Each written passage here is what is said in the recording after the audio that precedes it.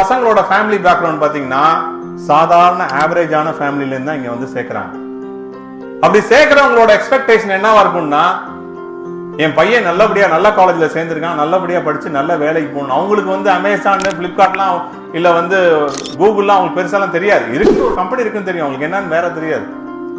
But சேர்ந்துட்டாங்க. எப்படி படிக்க வைக்கிறாங்க?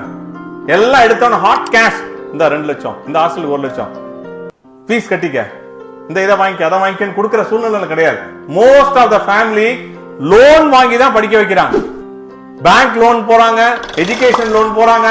இல்ல அம்மா என்ன பண்ணுவாங்கன்னா, வசதி இல்லைன்னா தன்னோட நகையை கொடுத்து ஜுவல்ஸை பிளட்ஜ் பண்ணி என் பையனுக்காக படிக்க வைக்கிறாங்க. சில பேர் இடத்தை வித்து படிக்க வைக்கிறாங்க. You see the responsibility of most of the parents. சாரநாதனை பொறுத்த வரைக்கும் I know the history. This is what happening. அவ்வளவு வந்து சாதாரண ஃபேமிலில இருந்து நிறைய பேர் இங்க படிக்க வைக்கிறாங்க. They are confident that what will do best. They are confident that what will come up in their life. அவங்களுக்கு அந்த நம்பிக்கை இருக்கனால தான் அவங்க மேல இன்வெஸ்ட் பண்றாங்க. இது இன்வெஸ்ட்மெண்ட். டெஃபினட்டா சொல்வேன், திஸ் இஸ் an investment.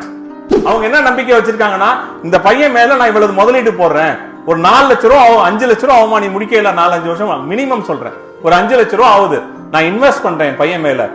அவனுக்கு நல்லா படிச்சிட்டானா அந்த investment will bring them a very good return throughout his life.